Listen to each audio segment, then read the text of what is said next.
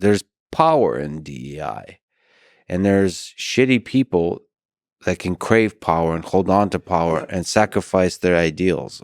Okay, put aside universities, okay? Damn it.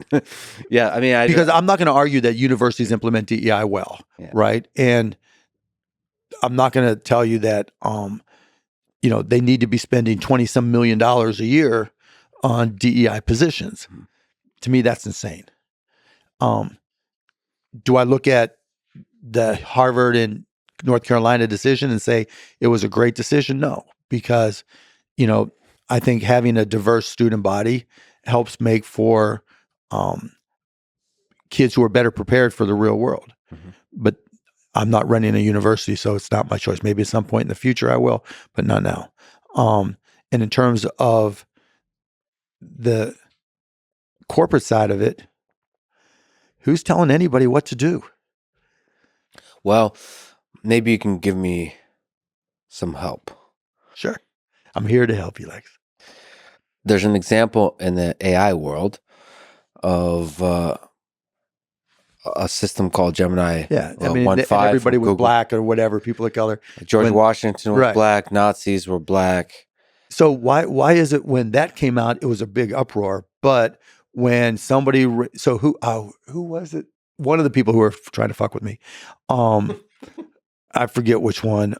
There's so many. Yeah, but he pointed out to Elon that Elon's AI was woke when it answered certain questions. And other people have pointed out other things to Elon about Grok, however it's pronounced, that was leaning left or woke, right? And Elon's response was, "Oh, it'll change. It's a mistake. We're fixing it." When it happens to Gemini and Google, it's the end of the world. Look how woke they are, and it's a reflection of all their culture. Now, Google comes out and says it's a mistake, and then they dox the guy who is the product manager or whatever of AI of that product, and then they go back and look at his old tweets, right, and show that he's very left-leaning and very, DEI supportive, and that's the end of the world. It's not the end of the world, but Google is so much dependent on trust. That trust that Google search has as objective as possible channel into the world of information. And so that brand is really important for us. See, you're giving them too much power. And maybe I'm not recognizing the power, right? So I'll tell you a personal experience. Up until a month ago, maybe, if you put in keto gummies, Shark Tank keto gummies into Google, it would show up with scammy ads, scam ad after scam ad. And I would get emails up until a month ago from elderly people asking me why the gummies weren't working and why the companies were charging all this money on a month-by-month basis when they tried to cancel. And they said it was the number one deal on Shark Tank of all time, right? And all Shark. Right. It was a mistake. Well, there's fraud, there's mistakes, but the mistakes... No, but why didn't Google fix it, right? This just didn't happen once, over 1 week, over 2 weeks, right? And because it was hard to fix. Yeah. As it turns out, I was working with them to try to find a fix. And we would both look at the same page. And if you were inside of Google, within the google.com domain, it would show one page. If you were outside of Google, it would show another. And it took us looking at it at the same time for anybody to realize it, meaning that there's a lot of technology problems that are hard to fix. They're super complex, and we could talk about it forever with social media. The criticism towards Google, towards other companies, when they're based in Silicon Valley, there could be an ideological drift into a ideological bubble out of which the technology is created, and they could be blind to the obvious bias that's but they've got billions of customers who are not going to. So what you're saying is the free market stops with artificial intelligence, that people don't pay attention and respond, that Google doesn't listen to the responses, that people inside of Google will ignore their own best financial interest and even their own best personal interest because they know they're going to get doxxed now on by Elon and others. And so I just don't see that. And Elon's not allowed to make those same mistakes, but No. Elon's allowed to make those mistakes, but Google isn't. Oh no, Elon is 100% should be criticized for the ridiculousness of overstatements that he makes about various products. He's having a bit of fun, like you are, Yeah. also. But I also believe in the free market, but it's not always efficient. There's like a It delay. just takes time. Yeah, it's fine.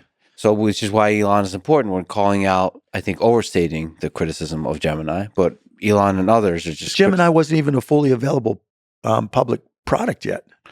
It's still a bias that resonates with That's people. the way neural networks work, though, right? That's why there'll be millions of models, because weights and biases Yes. putting together, a neural network. But no. So like the Black George Washington is a correction on top of the foundation model to keep it, quote unquote, sort of safe. One of the big criticisms of all the models, frankly, probably even Grok a little bit less so, is they're like trying to be really conservative in the sense of trying to be careful not to say crazy shit. Of course. Because we don't know how the thing... It's brand new, and we know what happens, right? And they do it on the front end with prompts, and they try to do it on the back end with the neural networks that are underneath them, right? And it doesn't always work. And that's why there's going to be millions of models rather than just, 4 foundational models or 5 that everybody uses. Well, I guess the main criticism is you want to have some transparency of all the teams that are involved, and that this kind of, to the degree there's a left-leaning ideology within the companies, it doesn't affect the product. But that's the beauty of the free market. Yeah, that's where the market corrects it, right? And not only from the outside, because everybody is going to test it. Like when YouTube first came out, or not first came out, when after Google bought them, there used to be different commands you could give it, right? There were prompt commands that you could give it. And you could find all the nasty porn that got loaded before they kicked it off, right? Right. And it was just the nastiest shit ever. And even now, to this day, if there's some horrific, tragic event, somebody's loading it up, right? Yep. No, I know that's not direct to your point of internal influence to the output, right? But people on the outside are going to check for that now, right? It's almost like the new bug contest, right? To try to find bugs in software. And then on the inside, if it's all left-leaning and all you have is left-leaning employees because, most conservatives won't want to work there, then again, that's self-correcting as well. That's the hope, but it can self-correct in different kinds of ways. You can have a different company that competes and becomes more conservative. I mean, my worry is that it's kind of becomes like 2 different worlds where there's like... It already is. No, come on. Don't give up. Oh, I'm not giving up. So where does this go is the question. Yeah. Right. What happens next? And I mean, going back, I've been in so many PC revolutions, right, or evolutions, where porn was the big issue, right?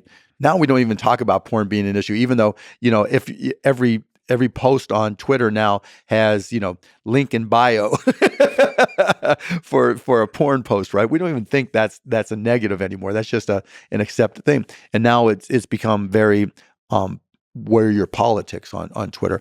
But again, as you extend that and things grow, as AI models become more efficient and trainable for a lot less money, or even locally on a PC or a phone, we're all going to have our own models.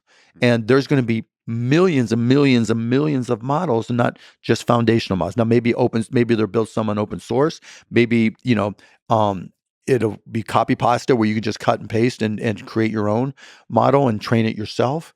Maybe it'll be mixture of experts where, maybe it'll be a meta front end. Like we're working on a project where we take 30 different AI models and there's just a meta search engine where it searches all of them and you can compare all the outputs and see what you think is the best, kind of like a search engine, right?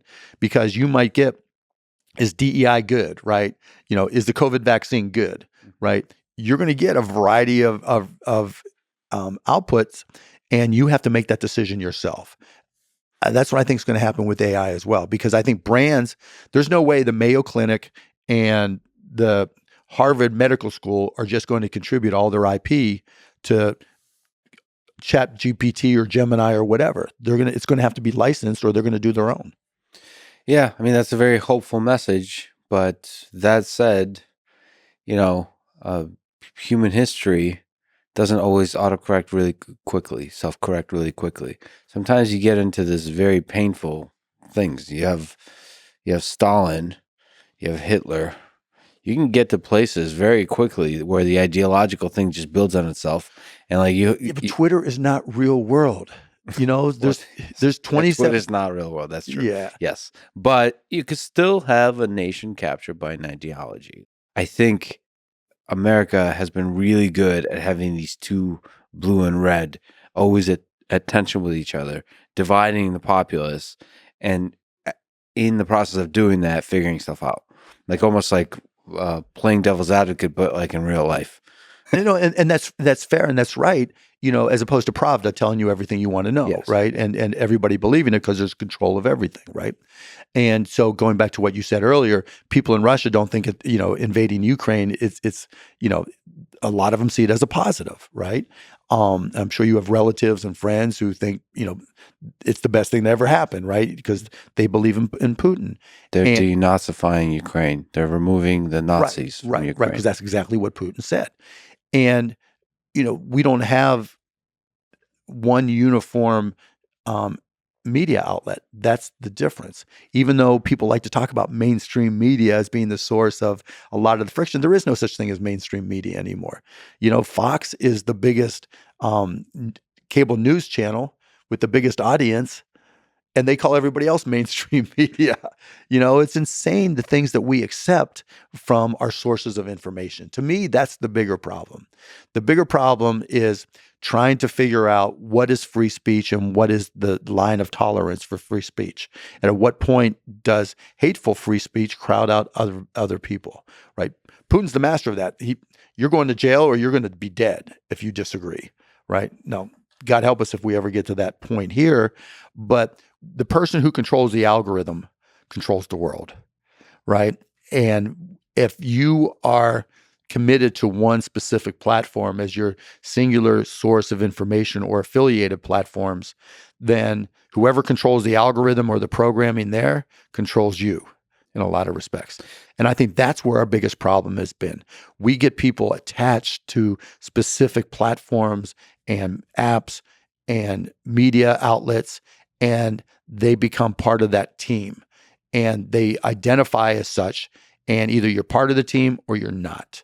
And that to me is the fundamental problem. It's not woke ideology because I never felt any pressure to make the choices that I've chosen, including diversity, equity, and inclusion.